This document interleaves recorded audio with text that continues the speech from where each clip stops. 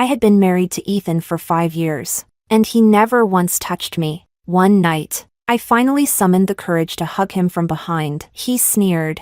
What? That desperate? All because 5 years ago, I slapped his crush at our wedding. He said, 5 years of punishment, not a day less. I didn't cry. I didn't cause a scene. He thought I couldn't live without him. 5 years later, he called and said, take a shower and wait for me at home. I'm now allowing you to carry my child. But the call was answered by our son. Amias, who are you? My dad says one kid from mom is more than enough. Chapter 01. Everyone in the industry knew Ethan sentenced me to 5 years of punishment. All because I slapped his crush at our wedding, in front of all the guests. Ethan's face turned cold. Kneel, he ordered. I stood frozen in disbelief, glaring at him. He wasn't pleased. His gaze was icy. Kneel, or your family goes bankrupt. Your choice. After that, it was as if I didn't exist. He casually toasted the guests with a wine glass in hand. I followed him, begging, it's our wedding night. I'm the bride. If you make me kneel, how can I show my face again?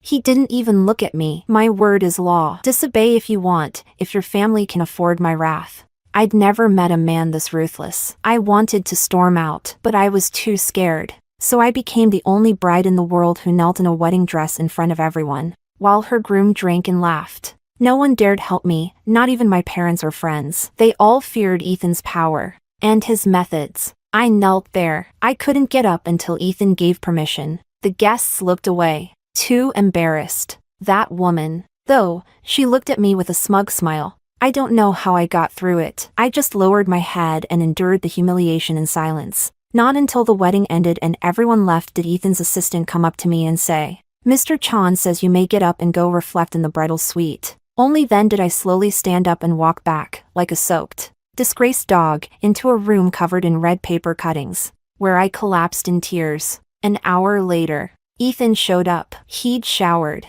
lay beside me, and pulled me into his arms. He wiped my tears gently, but his words cut like knives. No wedding night tonight. 5 years of punishment, not a day less. When your term is up, I'll let you carry my child. Some tried to talk him out of it. Don't go too far. She's your wife. You might lose her. Ethan scoffed. She won't. She wouldn't dare. In my world, there's no such thing as divorce, only widowhood. He was convinced that I'd never challenge his power, that I was desperate for his love, that even a sliver of hope would keep me devoted. He never touched me, but he held me every night and never fooled around. He said, be good. Once the 5 years are up, I'll spoil you. But my heart died the moment I knelt. Every day of that inescapable marriage, I dreamed of cheating on him. Chapter 02. To make it worse, my mother-in-law kept pressuring me, what a useless hen that lays no eggs. So,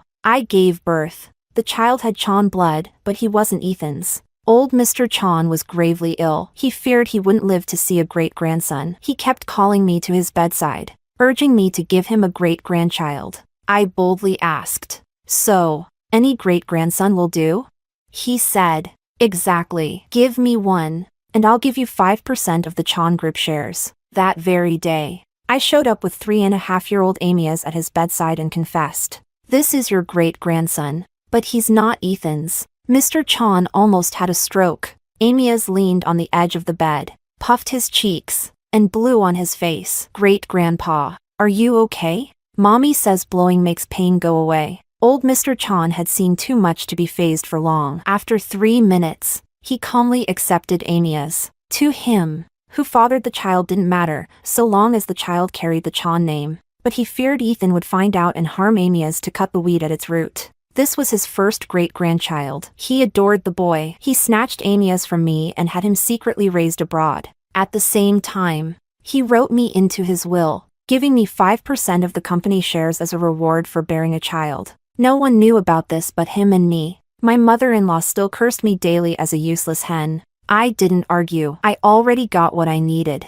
I just hoped Amias would grow up safe and carefree, and one day roast Ethan alive. What I didn't expect was this. The night Mr. Chan died, Amias's real father pinned me down on top of the coffin. He lowered his voice. Sophia, how dare you steal my seed? My legs went weak. Who told you that? I didn't. He threw the paternity report in my face. Old Mr. Chan told me before he died. Still want to deny it? I wanted to cry. Old man. Serves you right for dying. I'm being pinned down on your coffin. The man grabbed my chin with 2 fingers, forcing me to look him in the eyes. Tell me, why'd you steal my seed?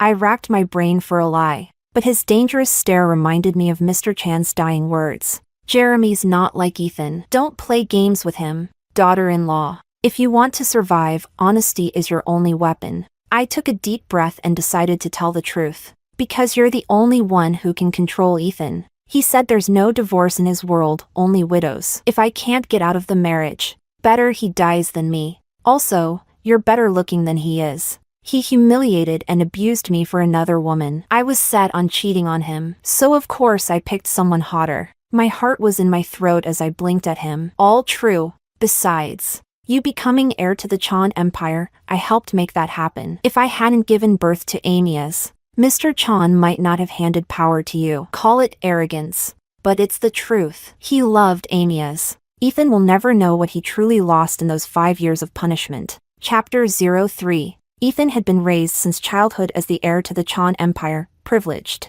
Entitled, the golden boy who always got his way. He never imagined that, on his deathbed, the old man would officially name Jeremy as the next head of the Chan group. He was too arrogant to realize that this family really did have a throne to inherit. Even knowing how badly the old man longed to see a great-grandchild before dying, he still insisted on punishing me for 5 years for slapping his precious crush, without budging a single day. Jeremy narrowed his eyes and stared at me for a long time. You're honest. I'll give you that. But aren't you afraid Ethan will kill you when he finds out you cheated on him?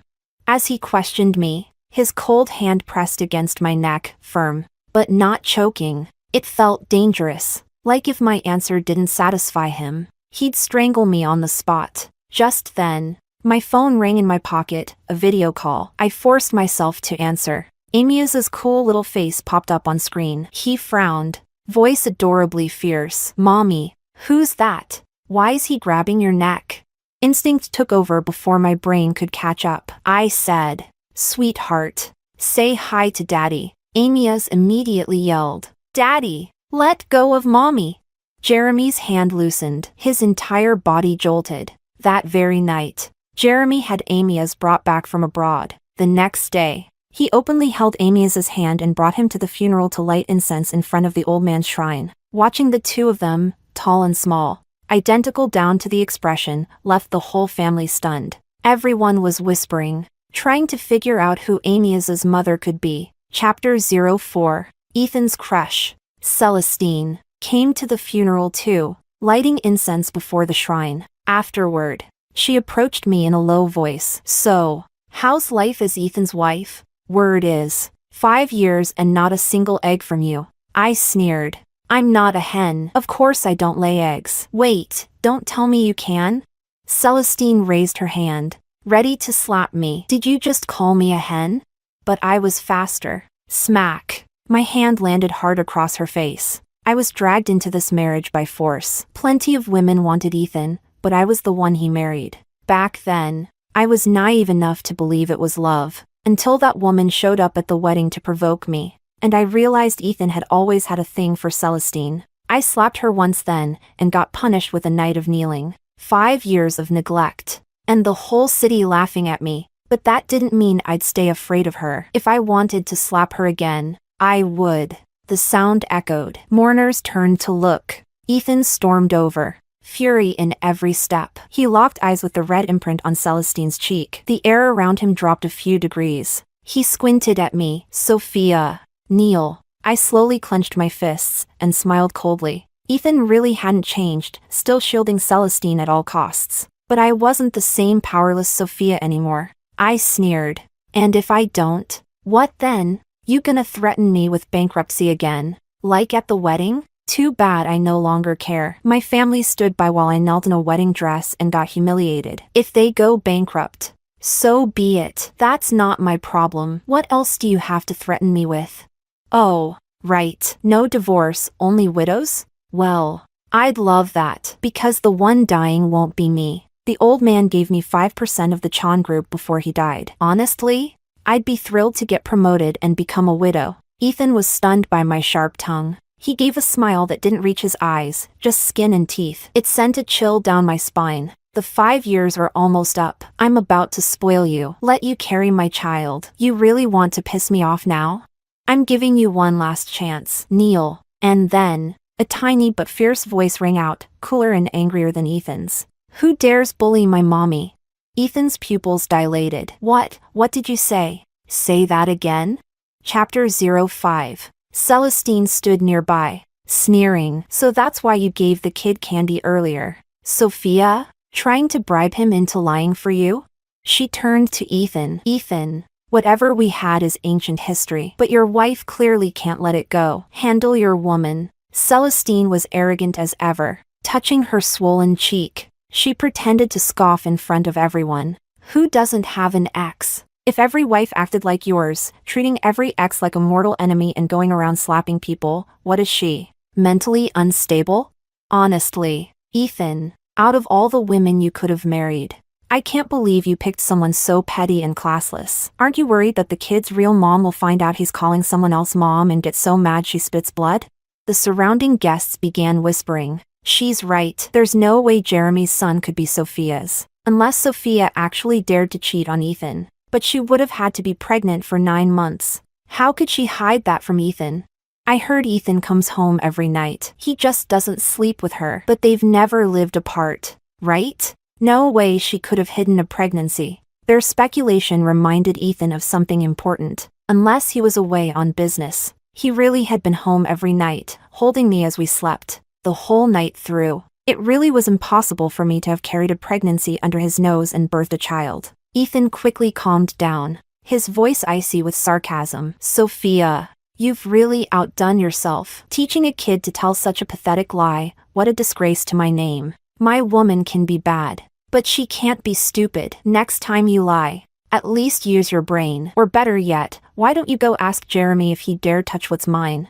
He tossed the words at me arrogantly, then walked off with a smug Celestine to get some ice for her face. So I really did ask. Under the gaze of 100 mocking guests, I took Amias by the hand and walked straight to Jeremy. I was like a porcupine with all its quills out, furious, reckless. Jeremy, Ethan told me to ask you, would you dare sleep with his woman? I hooked my arms around his neck, stood on my toes, and whispered, do it now. Kiss me. Chapter 06. Jeremy's gaze darkened instantly, like a storm rolling in. His voice was sharp with warning. Sophia, don't play with fire. You can't afford the consequences of provoking me. His words hit like a bucket of ice water, instantly extinguishing my fury. I dropped back onto my heels, arms falling away. You Chan men really have no sense of romance. Do you? I'd heard the rumors. Jeremy avoided women like the plague. Even the top goddesses in the entertainment world couldn't touch him. He was the untouchable type, cold and elite. How could a man like that possibly be dragged down from his pedestal just because I stole his seed and had his child?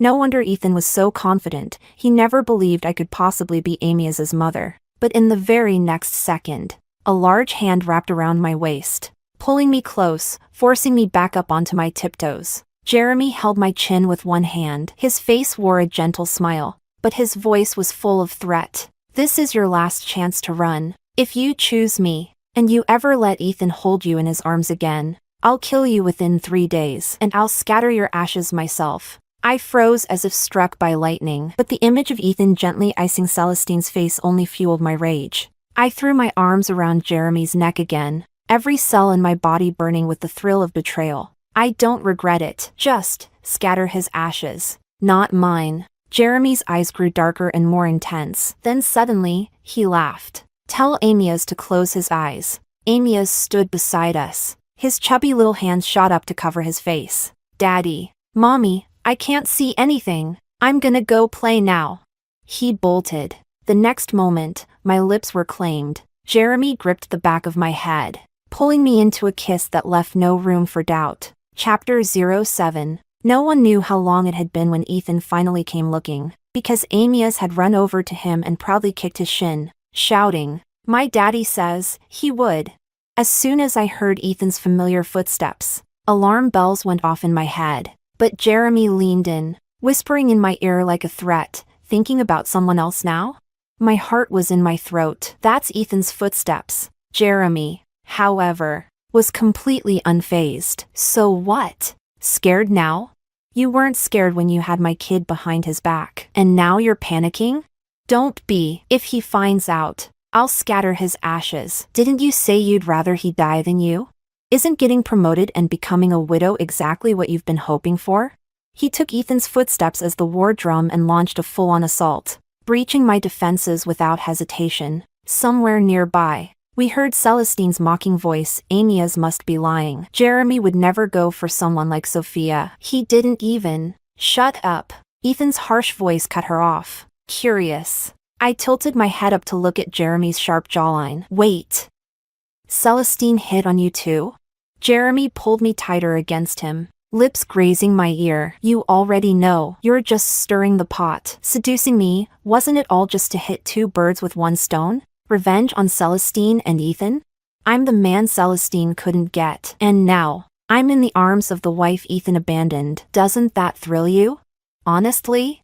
I blinked playfully. I didn't know you were her unattainable crush. Come on, tell me more, spice it up a little. Jeremy rolled his eyes at me but didn't kill the mood. Maybe I really was irresistible, because the satisfaction in his gaze gave him the patience to feed my curiosity. Back then, I gave Ethan a love letter Celestine had written to me. If I hadn't, their kid would be in middle school by now. Oof, savage. And here's the kicker, I texted Celestine in front of Ethan, see you at the hotel. 8 p.m. But I never went. Ethan did. Don't know what happened. But after that, the two of them completely fell apart. Ethan hates betrayal. He might marry anyone else in his life, but he'll never marry her. If you'd stuck it out for 5 years, he probably really would have treated you well. Regret it now? I scoffed. You mean the kind of love that made me kneel on our wedding day and become a citywide joke? You want that? Be my guest. Me. I just want to see Ethan and Celestine walk in and find us like this. That face, oh, it'll be priceless. Right on cue. Their footsteps approached. Knock, knock, knock. Ethan was at the door. Chapter 08. Jeremy, you in there? Need to discuss something. I'm coming in. He didn't wait for permission, just pushed the door open and walked in. Jeremy had me pinned against the wall, lips brushing over mine in soft, scattered kisses. The rumors were true. Jeremy really didn't know a thing about seduction. He wasn't gentle or skilled. He simply devoured, like a conqueror punishing the woman who dared steal his seed without asking. As Ethan and Celestine walked into the room, Jeremy pressed harder. I gasped. Celestine let out a breath of relief. See, Ethan? I told you, Jeremy would never go for Sophia. This room's empty. The room wasn't empty. It just had a one-way mirror. We could see them, but they couldn't see us. Ethan's face was anything but calm. His instincts flared. He took out his phone and called Jeremy. The ringtone echoed in the room. He, Daddy. You're my daddy. It was Amias's voice. I was stunned. Jeremy had just brought Amias back, and he'd already set the boy's voice as his ringtone? And then a wicked thought crossed my mind. Was that Ethan's exclusive ringtone? You guessed right. Jeremy whispered in my ear like he could read minds. I raised a brow and gave him a secret thumbs up. On the other side of the glass, Ethan's sharp gaze fixated on the mirror. Even though he couldn't see us, his expression was dark and menacing. Jeremy? Who's in there with you? Come out. No response. Ethan's patience snapped. He kicked the glass hard. I said come the hell out. Jeremy looked down at me. You game? My thirst for revenge surged. Why not? I've spent 5 years wanting Ethan to know I cheated on him. He made me the joke of the city. I want that joke to follow him the rest of his life, make him clench his teeth every time he thinks of me. Maybe it was the fire in my eyes. But Jeremy chuckled low and dark. He lifted me into his arms and walked straight toward the one-way glass. Chapter 09. Right then, Amias burst into the room. Trailing behind him was a swarm of reporters. Chaos-loving little rascal. He really is my kid. Jeremy muttered as he shot a glance at the boy who just ambushed his own father. Every single reporter had a camera. The room lit up in flashes as they spotted Ethan and Celestine alone together. Ethan's face darkened. What the hell? Stop filming. Who let you in? Amias strutted in like he owned the place. Voice soft and smug. Of course. These reporters are all here to interview yours truly. They want to know who my mommy is. Uncles. Aunties, you may begin your interview now. I promise to answer everything honestly. Kids don't lie. You know. He climbed into a single-seat armchair and arrogantly slung his chubby arms over the sides, looking like a mini CEO. The reporters weren't about to let this go. The internet had been dying to find out who Jeremy's child's mother was. Amias. One reporter asked. Tell us, who's your mommy? Amias puffed up his chest with pride. My mommy is super awesome. She's the famous Dr.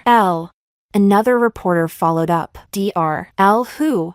Amias replied. The one working to liberate all women. She invented the artificial womb. I'm her proudest creation. I was born in a simulation pod. And all those investors out there who want to work with my mommy, what are you waiting for? Call her already.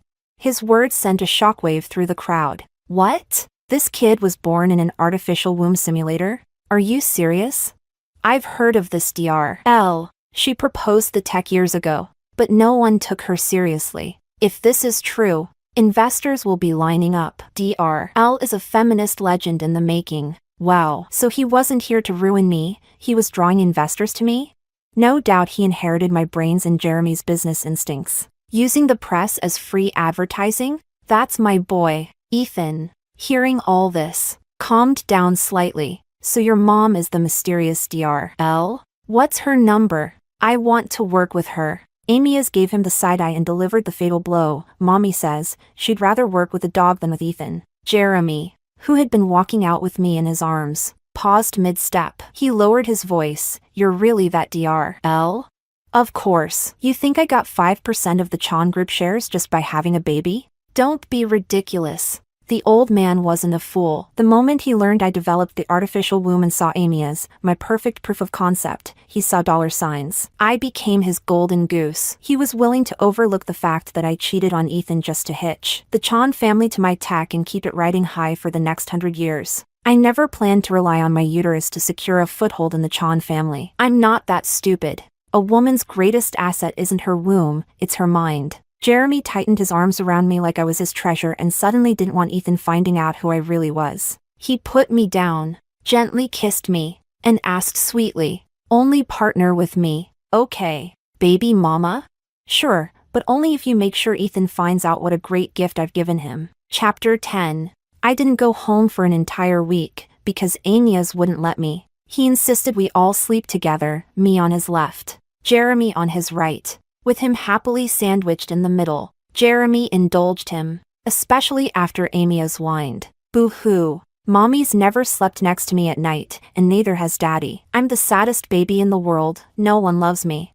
Jeremy understood that pain, he grew up the same way. His parents had died young, and he'd been raised by his grandmother, who just so happened to be the first wife of the old Mr. Chan. After their divorce, Mr. Chan remarried. That second wife was Ethan's grandmother. Thinking of his own childhood, Jeremy felt even more pity for Amias and became more determined to shower the boy with love. So, after the funeral, I basically became their third roommate, spending every night in their bed. Ethan thought I was still mad about the kneeling incident at our wedding. He figured I was off sulking somewhere, blowing off steam. But when the 5-year mark finally came and I still didn't return, Ethan's patience snapped. His expression went cold. Find out where Sophia is. You have 3 minutes. He ordered his assistant. I want her location. 2 minutes and 29 seconds later, the assistant blinked in shock and reported, Mr. Chan, she's at Jeremy's house. Ethan's pupils shrank. Say that again. It's true. Sir, your wife is currently at Mr. Jeremy Chan's residence. Crash! Ethan slammed his fist into the desk, shattering an entire set of antique teaware. Impossible. Refusing to believe it, he pulled out his phone and texted me. Today is our 5-year wedding anniversary. Tonight, the wedding night we never had, get cleaned up and wait for me at home. Chapter 11. I read the message but didn't reply. What a cursed day this is. Jeremy asked. What's wrong? You look pissed. Who got on your nerves? I showed him Ethan's WeChat messages, fuming inside but unable to vent. Where does he get the confidence to think I'd be looking forward to this day? Wedding anniversary? Please. This isn't some anniversary. It's the day I got humiliated into a marriage. The most pathetic day of my life. Amias bounced over and climbed into my arms, his little chubby hands wrapped around my neck, and he planted a big kiss on my face. Mommy, my kisses have magic. They chase away all the bad vibes. Go away. Bad luck. I burst out laughing, as expected. Amias had me feeling better in no time. Ethan saw I wasn't replying, so he sent a whole stream of messages. Haven't you caused enough drama? What's with the attitude? You didn't kneel that day either. Remember? And you cursed me to die. Did I hold it against you? Celestine and I are ancient history. If you weren't such a petty grudge holder, always hung up on her, would I ever lose my temper? Come on now, the 5 years are up. Tonight, I'm going to spoil you hard. Jeremy took my phone, glanced at the messages, and scoffed. What an idiot. He asked, "Wanna turn this miserable day into the best day of your life?" I was nibbling on the tangerine Amias handed me and nodded. Of course I do. What's your plan? Jeremy grinned and didn't say a word. Instead, he grabbed my phone and texted Ethan back. Can't reply. She's full. 1 second later, the phone rang. Jeremy handed it to Amias. Pick it up for mommy. Make sure to piss him off good. That'll really make her happy. Amias rolled up his little sleeves, full of swagger, and confidently hit the speakerphone button. Ethan's voice exploded through the line. Furious. Sophia, have I spoiled you too much? You dare have some guy reply to my texts? Didn't you always want a baby? The 5-year term's up. I'm giving you permission to carry my child. Get home now, take a shower, and wait for me. Amias let him finish, then calmly asked, Who are you? My dad says one kid from mommy is more than enough. Chapter 12. Oh, that was satisfying. So damn satisfying. No doubt about it, Amias is definitely my son. He knows exactly how to make me happy. The only regret? I couldn't see Ethan's face when he realized I'd cheated on him this hard. I imagined it for a long time while sitting in Jeremy's villa, until Ethan showed up with a whole squad of bodyguards and a dozen cars, storming in like he was going to war. Too bad for him, Jeremy's villa was locked down tighter than a fortress. Not even a fly could get through. Watching Ethan's furious, green with jealousy face on the security monitor, even better than I imagined. But I wasn't done yet. I opened my laptop, and right in front of Jeremy, I hacked into the Chan Corporation's official website and changed the entire background to bright, blinding green. The whole site looked like a neon forest. Absolutely glorious. Jeremy rubbed his forehead. Happy now, future Mrs. CEO? I smiled. Sort of. But who said I'm marrying you? Jeremy pushed me down onto the couch and kissed me with full-on alpha energy. You came for me, and now you think you'll go back to being Ethan's wife? Dream on. Sophia. His kiss sent chills down my spine. Once bitten, twice shy. I admitted honestly, I never want to get married again. Jeremy, I'm done gambling. You don't love me. We only got tied together because I, stole your sperm. Now I've got money, a son, and a career that's about to make me famous. That's more than enough. Why risk it all on another uncertain marriage, especially with a man I manipulated from the start? Jeremy saw the seriousness in my eyes. He looked like he wanted to strangle me but still spoke with gentleness. Marry first. Love later. Give me a chance. Give yourself a chance. Sophia. Don't forget you started this. I shut my eyes, unable to look at him directly. Jeremy, just treat me like a manipulative bitch. Instead of being your wife, I'd rather be your business partner. Jeremy snapped. You're not a bitch. You're a damn snail. Boiling with frustration, he didn't take it out on me. He stormed off to settle the score with the man who turned me into that snail. The Chan family's 2 golden boys ended up beating the crap out of each other at the villa gates. They weren't pulling punches, every hit was brutal. Amias was about to rush out. Mommy, Daddy's getting beat up by the bad guy. I watched closely. Your daddy's obviously winning. Still, I took Amias by the hand and walked outside. Stop. Both of you. That's right. Ethan, I cheated on you. Amias is Jeremy's son. Surprised? Didn't see that coming. Did you? Who said I had to have your child? Who cares about your stupid 5-year sentence? I've waited for this day for years. Every humiliating night, I dreamed of giving you the biggest betrayal possible. Chapter 13. Ethan ultimately couldn't take me home. Even if he was boiling with rage and wanted to strangle me, there was nothing he could do under Jeremy's watch. That night, the end of the so-called 5-year sentence, he dragged his battered body home, once again playing the role of the emotional victim and sleeping alone in a cold, empty bed. What I didn't expect was that he would message me the whole night, starting at 9 p.m. and continuing non-stop until 3 a.m. At first, it was just 1 or 2 scattered texts. When I didn't reply, he started bombarding me. I won't make a fuss about you having Jeremy's child. I know your body is still clean. We can start over, but one condition: no one can ever know you're Amias's mom. I swear, from now on I'll treat you like a queen. Even if you slap Celestine, I'll side with you. She was just a light in my life. When I saw her being bullied, I couldn't help but defend her. But it's been over for a long time. Otherwise, I wouldn't have married you. You know I never fooled around after marrying you. You were my only woman. I held you every night. You can vouch for that. Sophia, don't look at how fierce a man acts. Look at who he chooses to marry. You're the only one who ever made me think about marriage. Isn't that enough? Reply. I know you're still awake.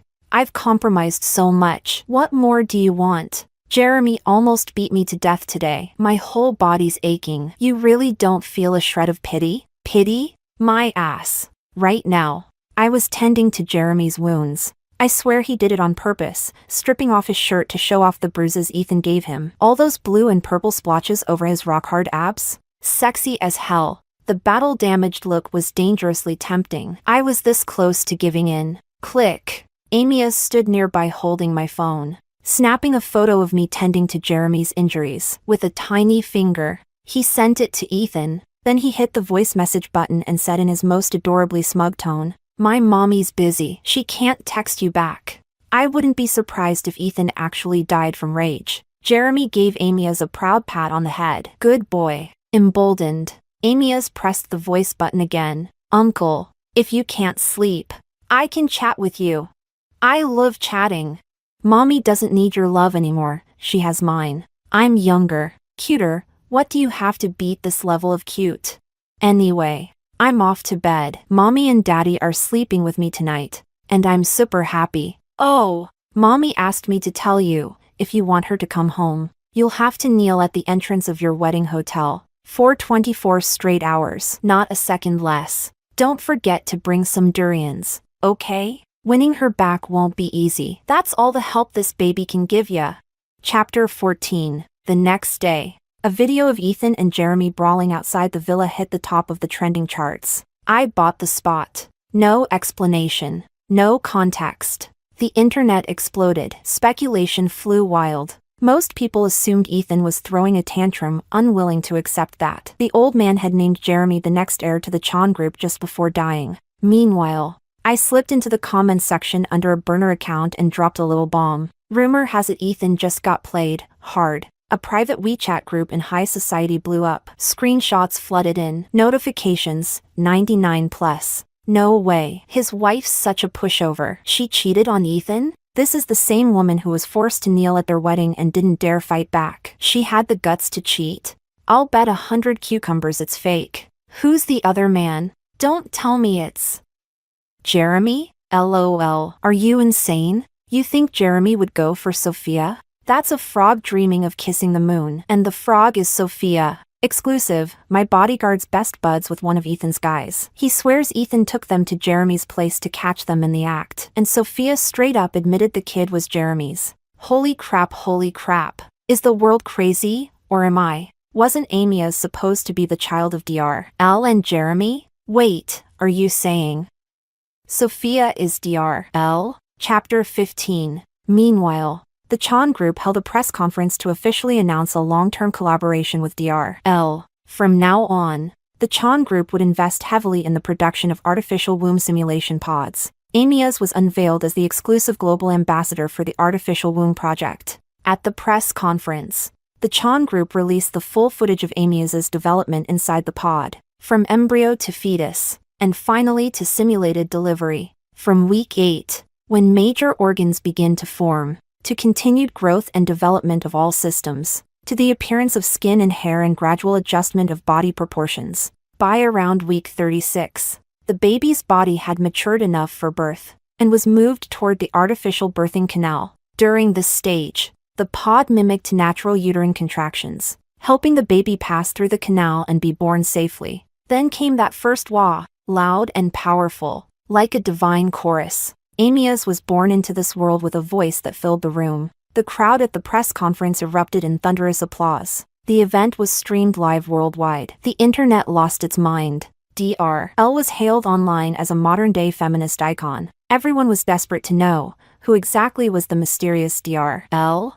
And then, I walked up onto the stage, representing the entire research team. I announced to the world, yes, I am Amias's mother, Dr. L. That cheating drama on Ethan's head? I wanted the entire planet to know about it. Chapter 16. Weibo exploded. All top 10 trending posts were about me. I thought I'd get slammed for cheating, but to my surprise, the whole internet was cheering for me. Someone dug up the wedding footage of me being forced to kneel, along with every detail of my twisted marriage to Ethan. Girls were fuming as they typed, LMAO. This is so satisfying. From now on, she's Nyahilu Sophia. Note, Nyahilu is a reference to powerful royal women in Chinese history, often used online to crown badass heroines. A 5-year sentence? Ethan, are you for real? You totally deserve to get played. How is this cheating? Sophia sacrificed her reputation for the sake of liberating women. Ethan,